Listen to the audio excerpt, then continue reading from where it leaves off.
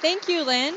Welcome, everybody. I'm Kirsten Offer. I'm the music teacher at Traf, and behind me is our Traf choir. Oh, I have to be over here so people can see me. Can everybody see me now on Zoom? Okay, so our choir here is made up of girls in grades 7, 8, 9, and 10. It's an ensemble that practices outside of class time, and we practice only once a week, actually, in the early morning at 8 o'clock every Wednesday morning. And we recently had our spring concert, and we're going to perform I think maybe 5 different songs for you today. So the first song we're going to perform for you is called The River, and it's a traditional folk song. We'll be singing that in a 2-part round. Then we're gonna sing The Rose, which is also a traditional folk song from the Elizabethan era, and we'll sing that in a 3-part round. So we hope you enjoy our first 2 pieces. Or should I put it on the music stand? I can't because I'll hold it. Thank you.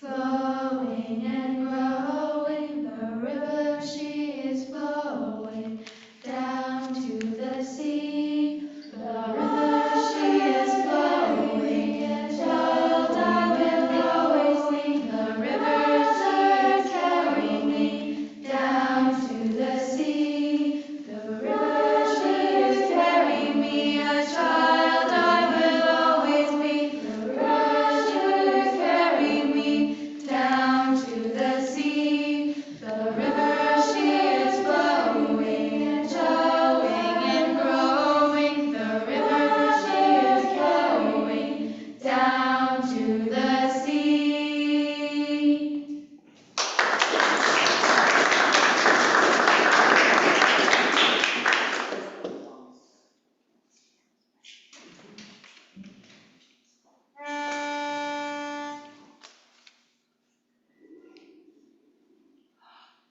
Rose, rose, rose red, shall I ever see thee wed?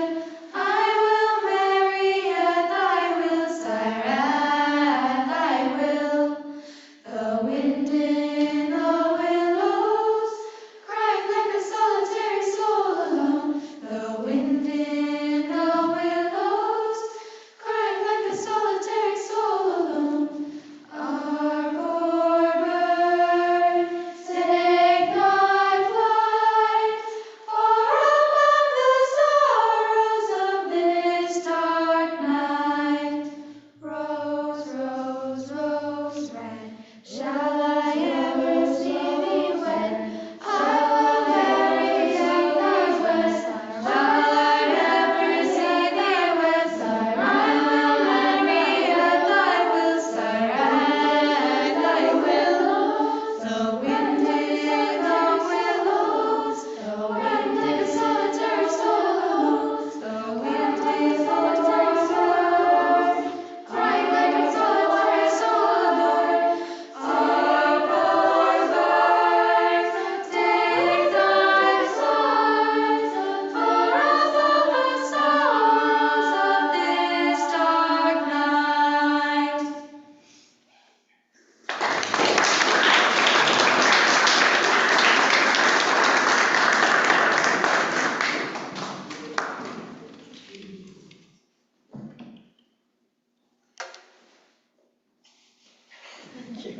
That's awesome. It's okay. This is good right here. The next song we'll be singing is called One Voice, and it's a song that was written and performed by the Wailing Jennies, an American folk group. And we are going to sing. We're going to sing it for you today. We have our soloists Rena and Tabby, who's going to be singing.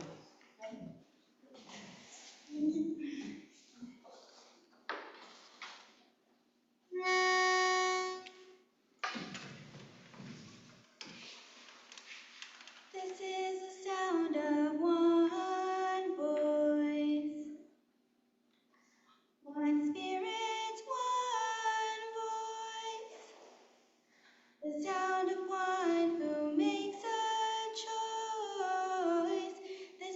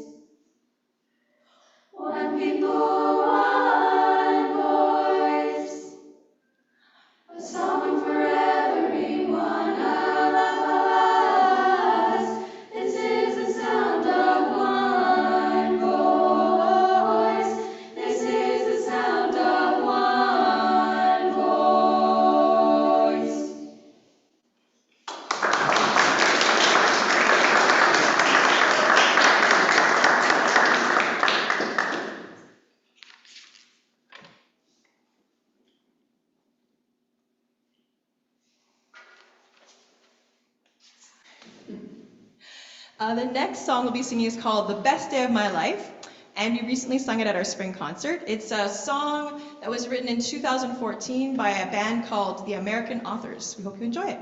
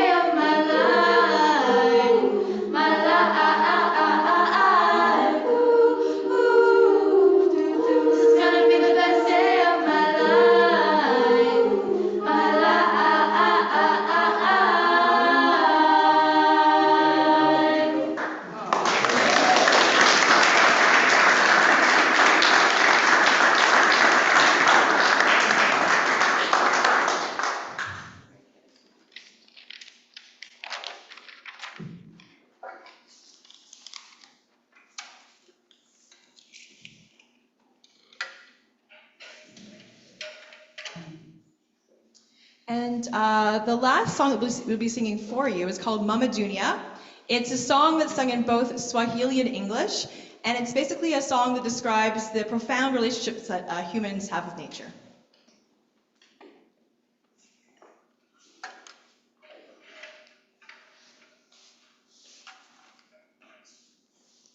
I forgot to mention, we also have our percussionist here, Ilaria Sikandi, who's going to be playing the bongos. And she'll be singing and playing the bongos, so it'll be fun. Yes.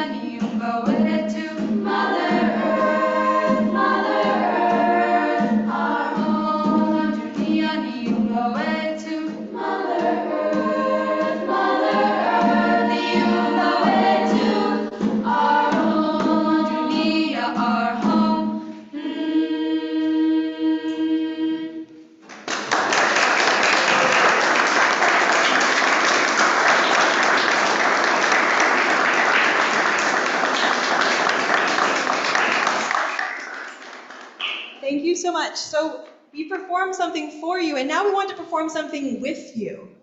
So we're going to teach you a little song, and maybe some of you know it. Does anybody know Fish and Chips and Vinegar?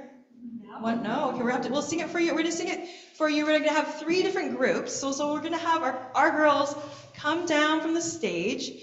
We'll have all of the altos, or all of the people who are in the one bottle of pop group. All those possibilities. Yes, over here. We'll have this in this section. You guys can come down. And then, let's see, we'll split this group into 2 over here. Let's see if we can have, can I have Fish and Chips and Vinegar people? Right, I think we'll have it up to here, yeah. And then we'll have the, probably can't see me anymore on Zoom, but that's okay for now. And then we'll have the Don't Throw Your Junk in My Backyard right here. So in the very back section. You can spread yourselves out back there.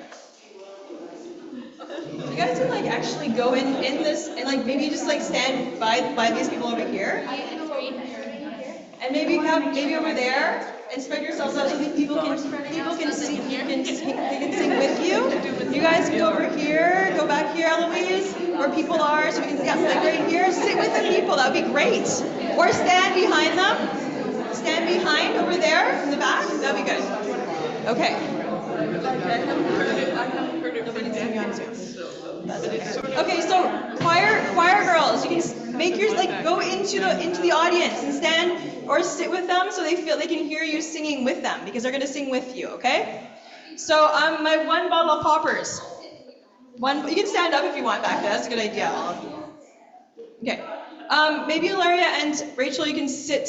Like not turn that way, turn, okay, yeah. Why don't you just go right here?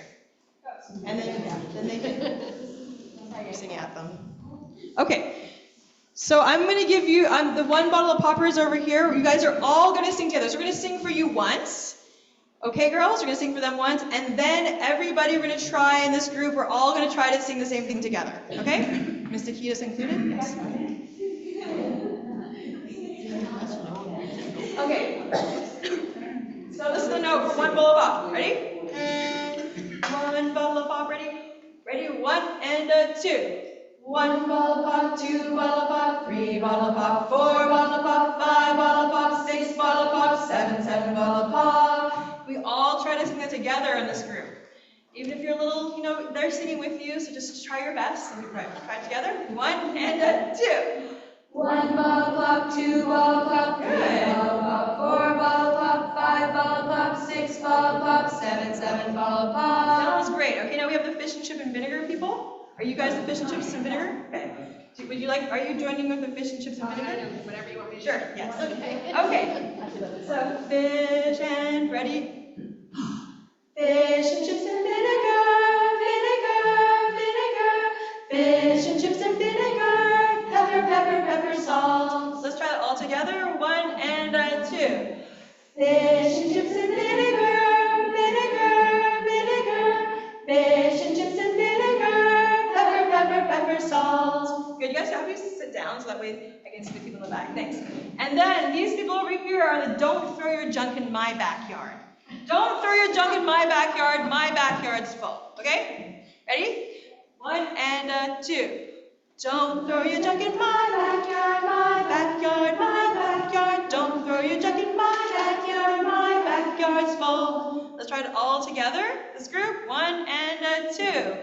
Don't throw your junk in my backyard, my backyard, my backyard. Don't throw your junk in my backyard's full. Excellent. Okay, I think you got it.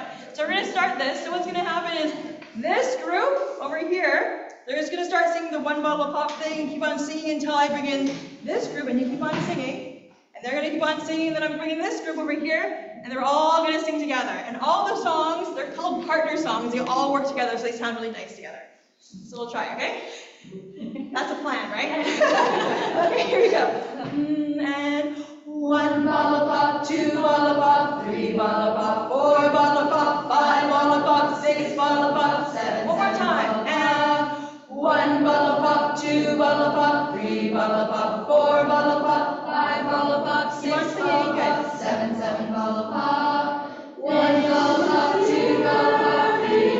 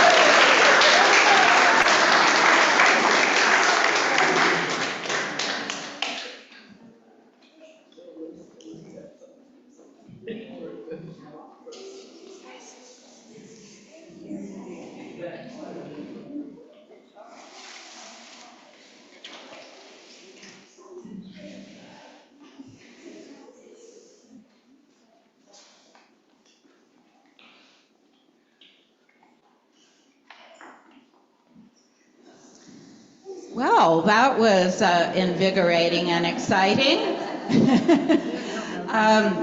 Let's have another round of applause for the Trafalgar Choir.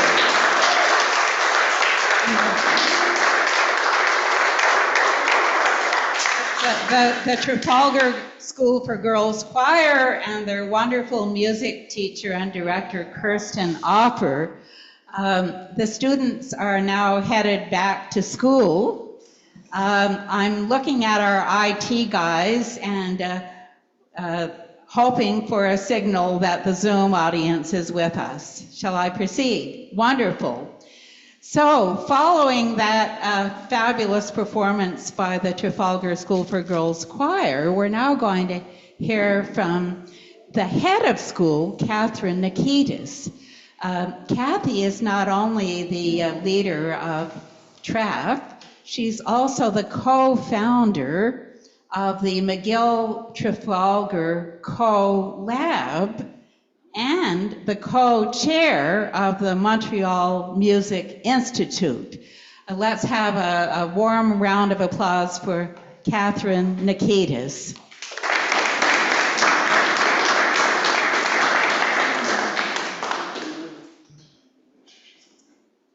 I think I'm on. Am I on? Very good. Welcome, everybody. Thank you for that introduction, Lynn. That was a lovely introduction. You'd think as head of school that you would have learned through all the years that you don't follow the girls. And you're also smart as a head of school after many years, and you put the girls in all your speeches because really they're the best part of everything that we do every single day. And I think today gave you an example of the commitment we have to the arts, but also a sense, I hope, that you felt of how different it feels to participate in the arts and not just observe, and to be part of it and hopefully evoke some of the emotions that we were trying to evoke from having you do the three-part round that we did with you at the end. And so I'm thrilled to be here. Trafalgar is not quite as old as the Atwater Library, but we were founded in 1867 initially as a Trafalgar Institute, and it took us 20 years to get the funding to have our place on Simpson and Dr. Penfield, where we have resided for the past, since 1887, and have been a girls' school since then, and very proud of the work we've done. And arts has been a critical component of the school since its inception. And we're particularly driven to do this presentation today because of some of the threats that we see to the arts in education, not just in Montreal and Quebec, but across Canada and across the world. And so we just wanted to spend a little bit of time sharing that with all of you. So I'm going to walk us through a little bit of presentation, and then I'll take us out for the benefit of our folks. There we go. The share is on and it's working perfectly. Good. In our quest to provide a well-rounded education, we often emphasize the importance of STEM. That's science, technology, engineering, and mathematics. And while these disciplines are undoubtedly the backbone of some of our modern society and what we're looking for in terms of innovation in the future, they are incomplete without the vital infusion of the arts. And this is where the concept of STEAM has come about. And I'm not sure if many of you have had that experience of hearing the word STEAM and wondering what it's all about and why it has come about since we initially started with the word STEM.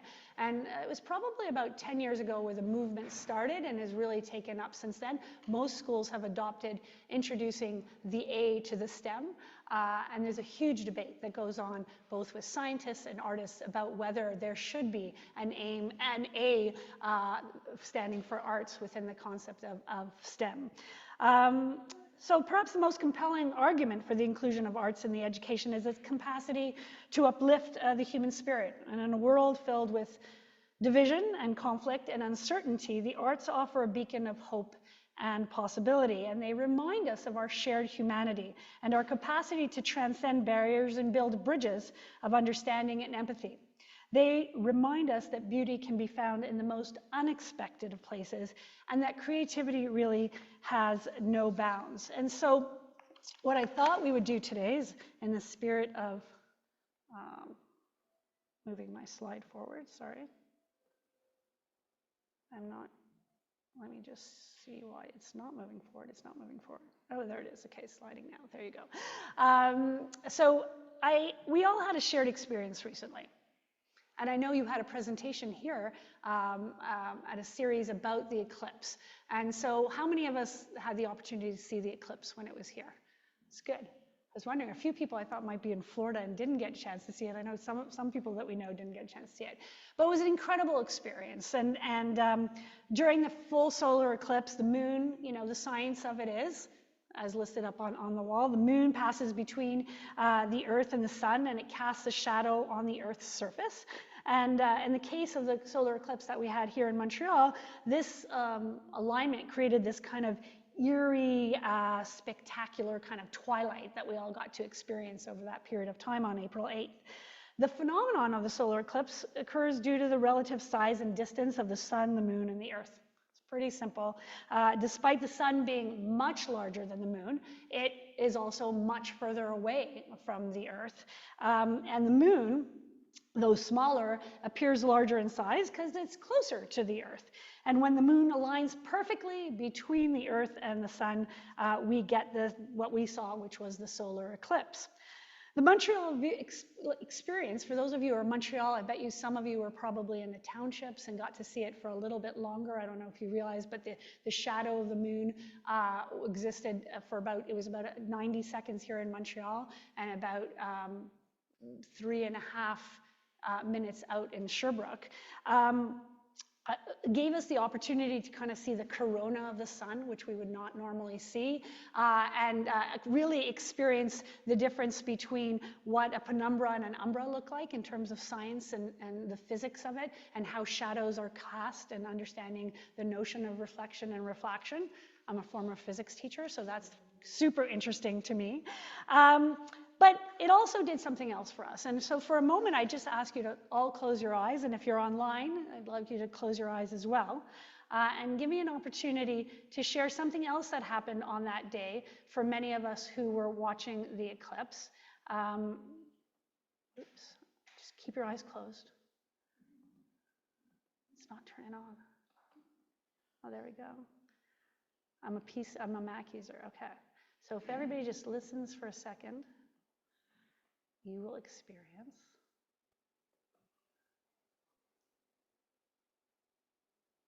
Can you hear? Nobody can hear? Oh, okay, well, then you're missing a part of the presentation. We'll get it on. What many of us heard that day is the OSM, and if you had an opportunity to listen to it, the OSM created a whole soundtrack around the entire phase of the solar eclipse. And it created this incredible aura. So at TRAF, we actually had school that day. I know every other school except TRAF and another school in Quebec stayed open.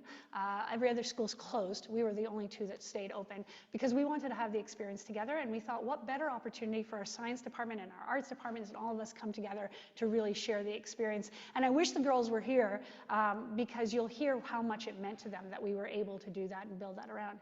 The OSM had this experience, and as we were watching the eclipse and had gone through a whole series of understanding the science before it, the school was infused with the sound of the music of the OSM playing in real time.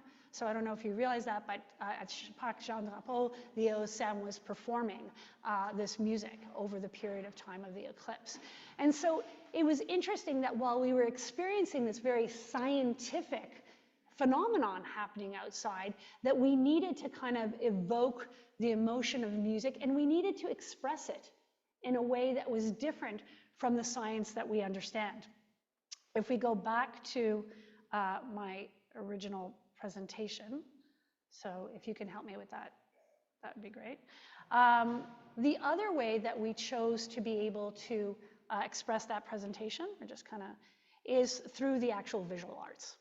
And so what we saw come out of that day was a huge amount of sharing of people's photography. So who tried to take a picture of the eclipse? Who put a filter on their phone? Okay, so you were supposed to put a filter on your phone.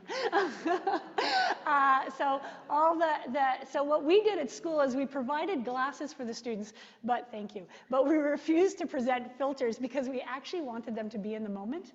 So we promised them that every room had one camera that had a filter on it, and they could try to take a picture. But we didn't want them to actually have their cameras, their phones with them, because we wanted them to be present. So we saw these amazing pieces of photography that came out of the eclipse. This is actually not taken from the internet. It's actually somebody at school who had taken this photograph. We see beautiful pieces of artwork that have come from the eclipse itself. Not a TRAF student, I assure you. This is an elementary school student, actually a child in kindergarten, and their interpretation of the eclipse. So this notion of having to take this very scientific phenomenon that we could have just watched or read about, right, the way I presented on the first slide and understood it, but this notion, this need to have to be able to present it is extraordinary. This is a beautiful painting that was done after the eclipse this past year. And then you can see different people's interpretations of what they bring to the, what they deem is important and relevant. So this is actually a series of tiles that have been painted out in terms of the eclipse. One of the other beauties that comes out of this entire experience, oh, that's what I want to talk to you about, is Einstein actually watched his first eclipse and was able to confirm some of his theories of relativity based on this, by understanding how light worked, how the penumbra around the sun was able to validate the E equals mc squared, and understand how light projects and reflects and acts in terms of his theories. And so he was a huge fan of solar eclipses. And finally, one of the really interesting pieces is the amount of writing done about solar eclipses. And so the first piece of artwork, writing that I have here, was done in 1909. Written in 1909, and it's a beautiful piece, but I'm going to read the second piece to you because it resonated with me hugely after watching the piece. And this one was written in 1980, after the eclipse that had occurred in 1978. And Howard Nemerov wrote during a solar eclipse. And if you want to close your eyes, you can. If you want to just read along, you may as well. The darkening disk of the moon before the sun all morning moves, turning our common day a deep and iris blue, daylight of dream in which we stand bemused and looking on backward at shadow and reflected light. While the two great wanderers among the world enter their transit with our third, a thing so rare that in this time upon the earth a man may see, as I have done, but four in childhood two, a third in youth, and this, in likelihood, my last, we stand bemused while grass and rock darken and stillness grows until the sun and moon slide out of phase and light returns to us, the common life that is so long to do and so soon done. And if you read, I'm not going to read the piece before, but the commonality in human spirit is just incredible when you think about that. And so the arts represent that for us, and it represents that notion of no matter how the world changes, we as humans need to be able to express ourselves. When we speak to the kids about the eclipse, and I don't know if some of you saw, it was actually a fantastic eclipse, and a clip in the news. I'm not actually allowed to show it to you because for whatever reasons, legal reasons, but we're not allowed to show it to you. But if you ever go online to CTV, you can check it out. But what blew me away is we didn't actually, when the girls got interviewed that day, and the CTV news came in because we were the only school open that day, the girls spoke about the eclipse in really profound language.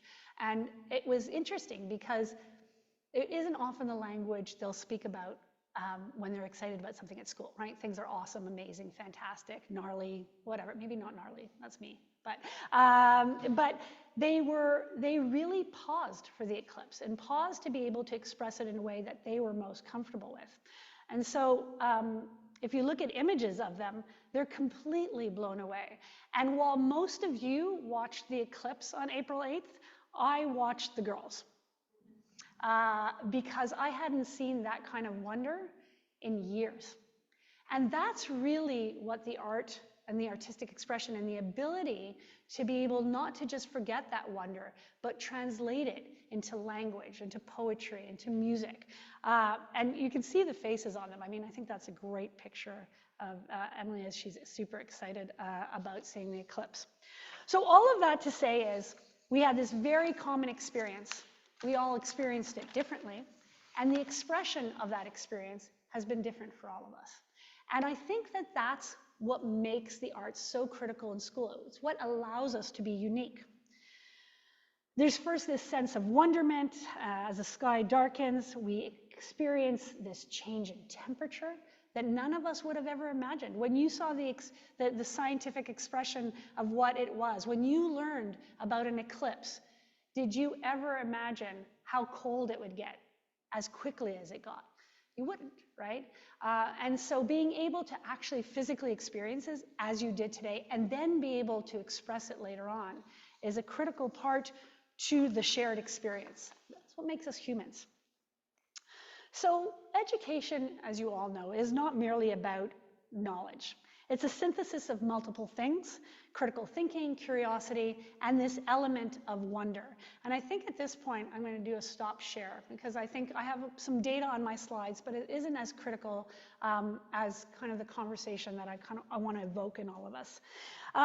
When the arts and science kind of intersect, they provide a fertile ground for the development of both emotional intelligence, EQ, and intellectual intelligence, IQ.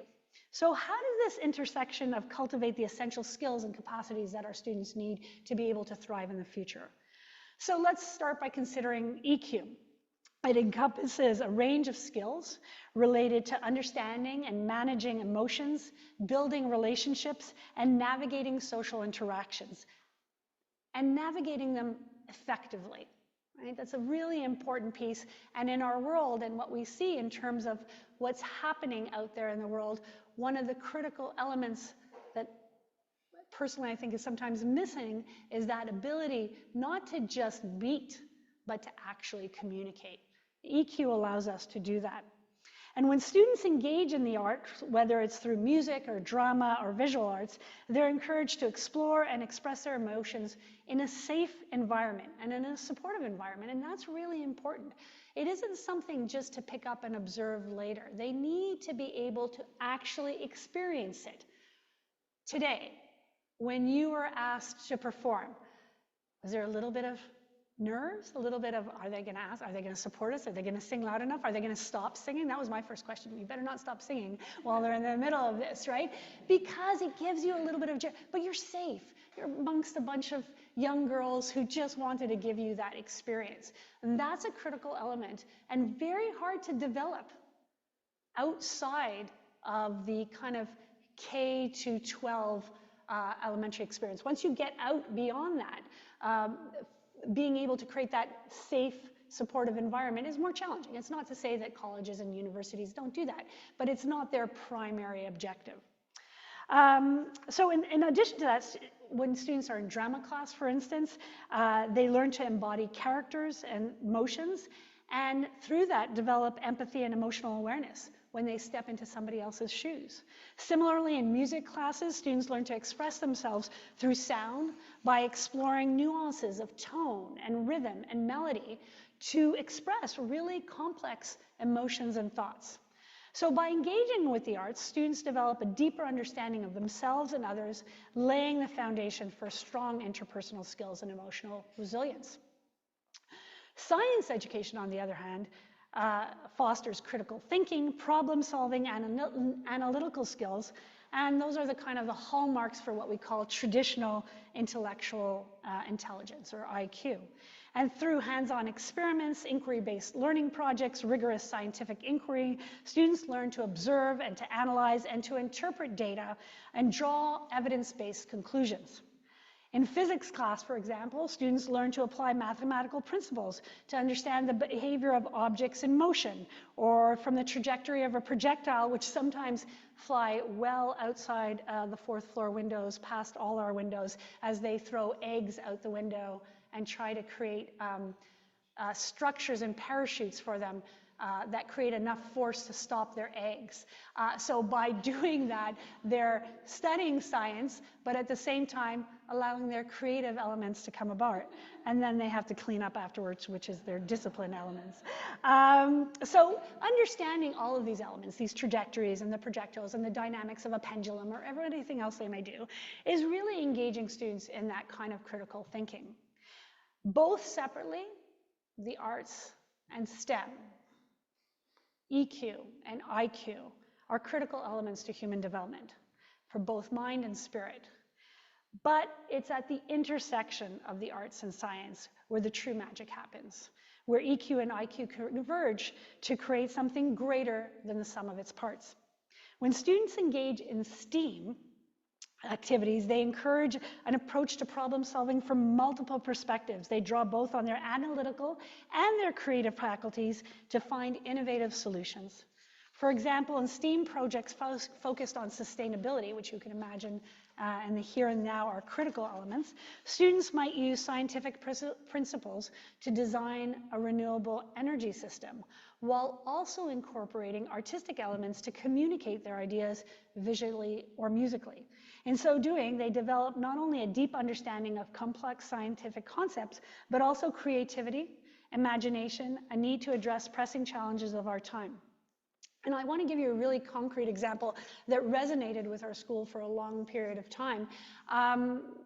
When we decided that this was a critical element, so our science department merged a team with our arts department, and we call it our Dream STEAM team, and they work together on inquiry-based projects.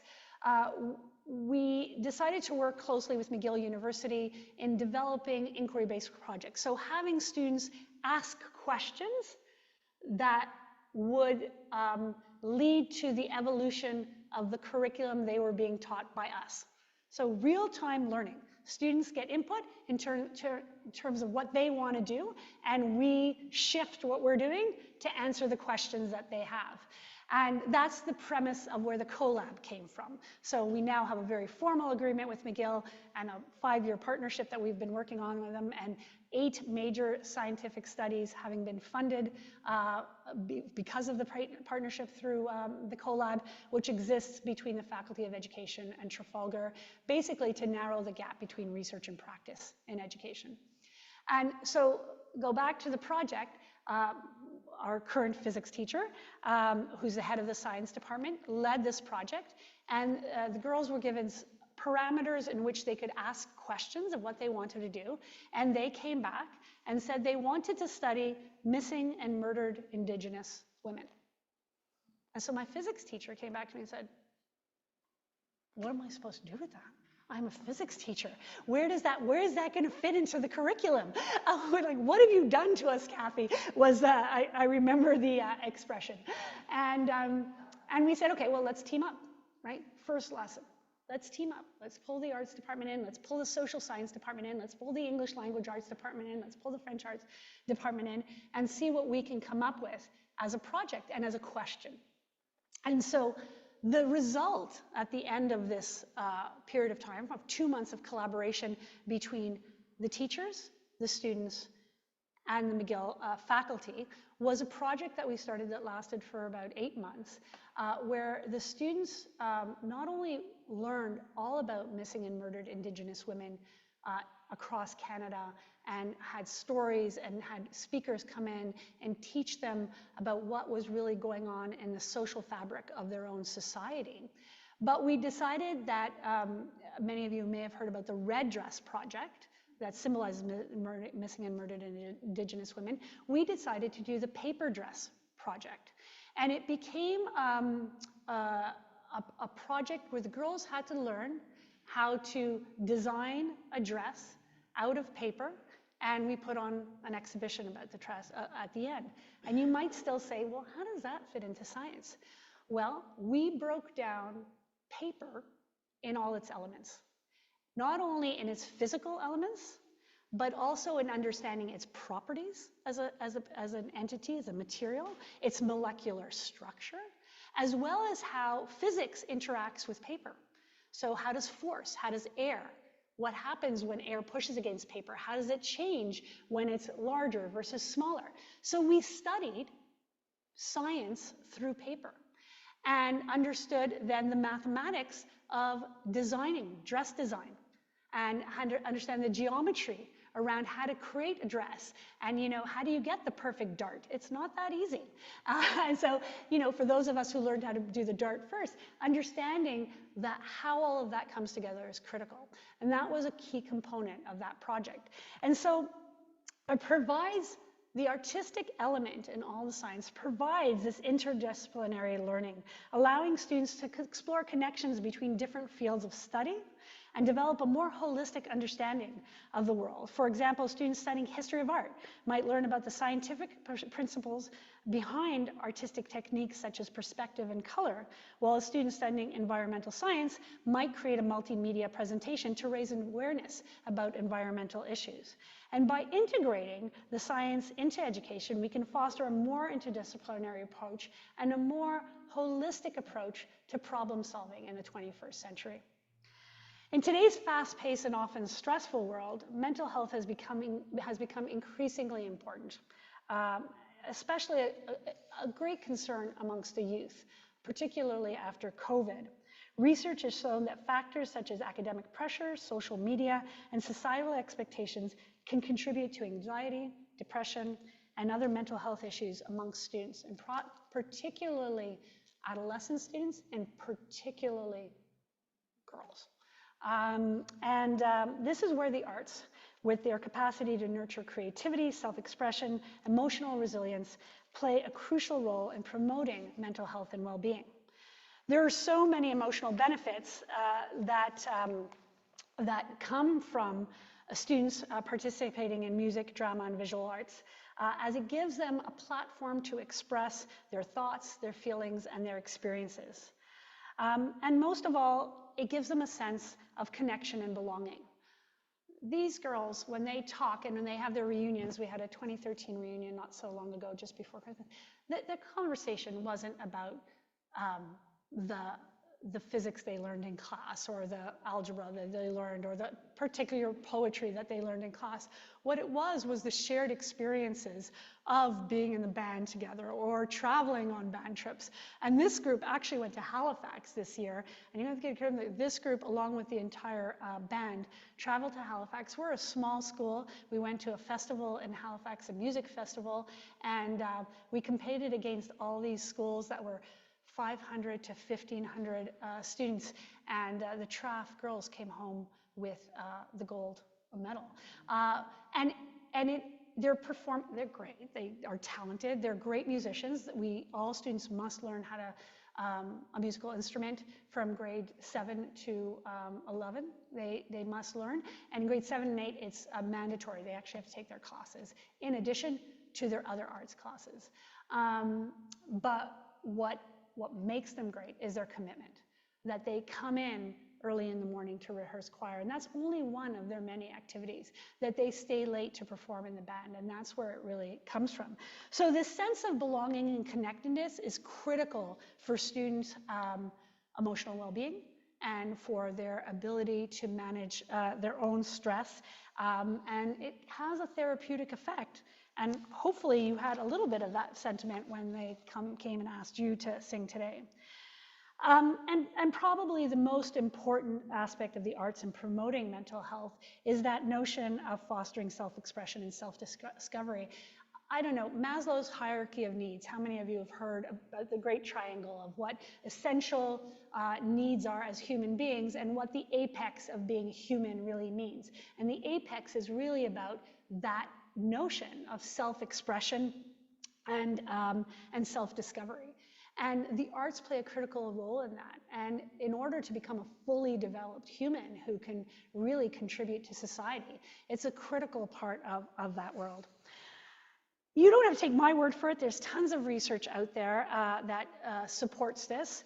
And I know coming short in time, so I'm not going to go through all the research, but there are some great pieces out there that talk about the academic success of students who participate in the arts and other extracurricular programs as well, including athletics. But arts and athletics have almost equal impact in terms of promoting academic success for students. Particularly in music, we see real brain changes that happen with students who perform musical instruments and learn a musical instrument, or and we consider vocal an instrument in itself. So there's actually been research showing how the areas in the brain that promote critical thinking are highlighted when there is learning of music taking place. So there's a real sense of the transformative power that happens. There's something called the Mozart effect. Have any of you heard of the Mozart effect? And that talks about how spatial temporal reasoning skills are improved when you listen or play music. That's why so many of us bought those, remember those Beethoven tapes? They were tapes back then.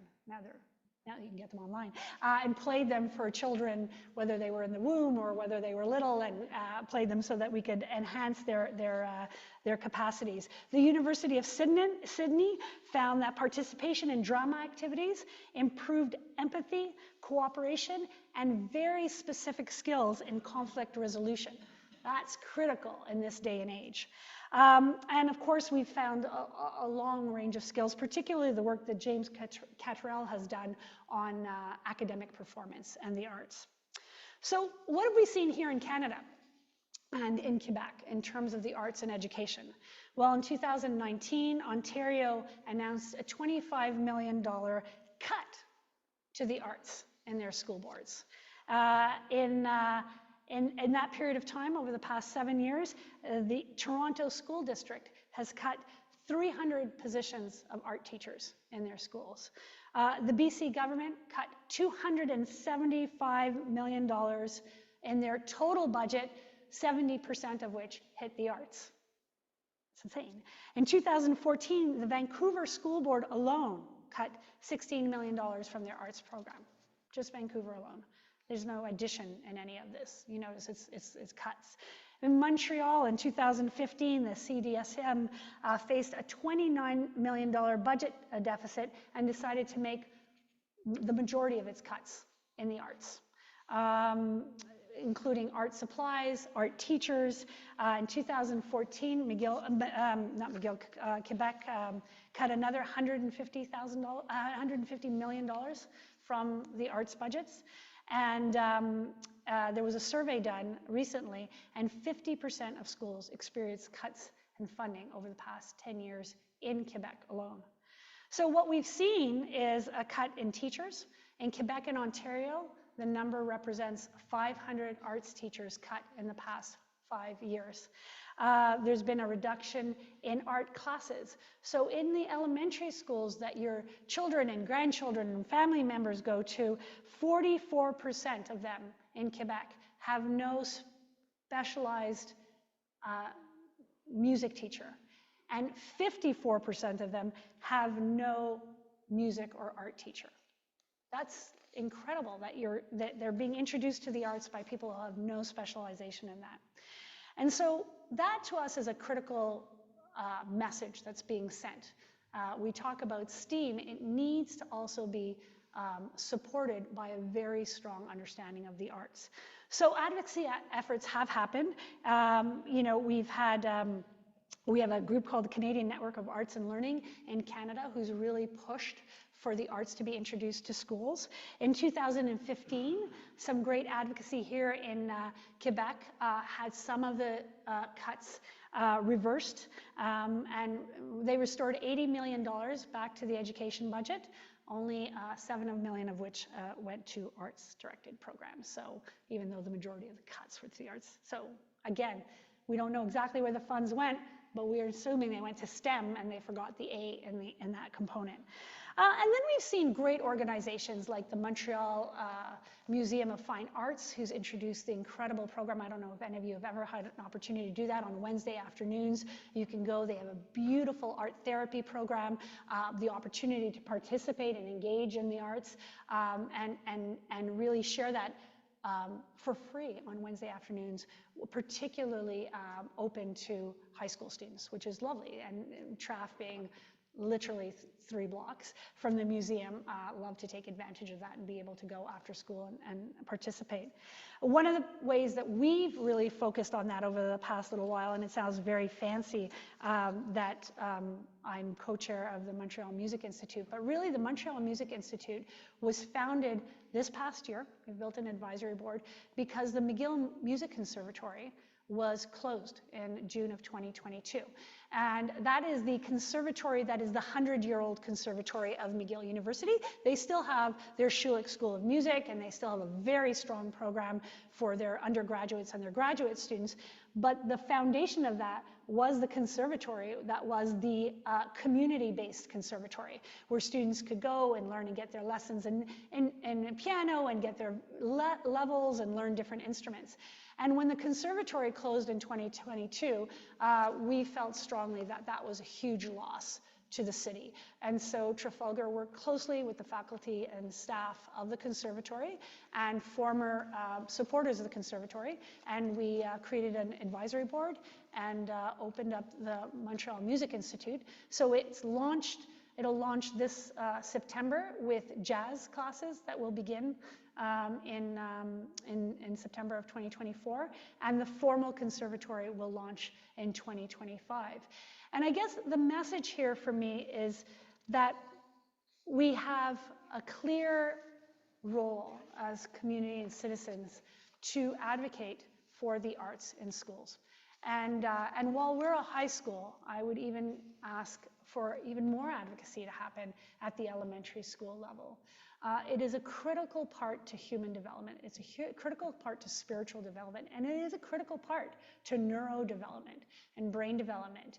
And if we just focus on the IQ and the knowledge and the information and the hard sciences, which I'm obviously a fan of, having taught them for years, we are going to not give students the opportunities that they really deserve. And we talk about that all the time, how our schools are here to give students opportunities in the future.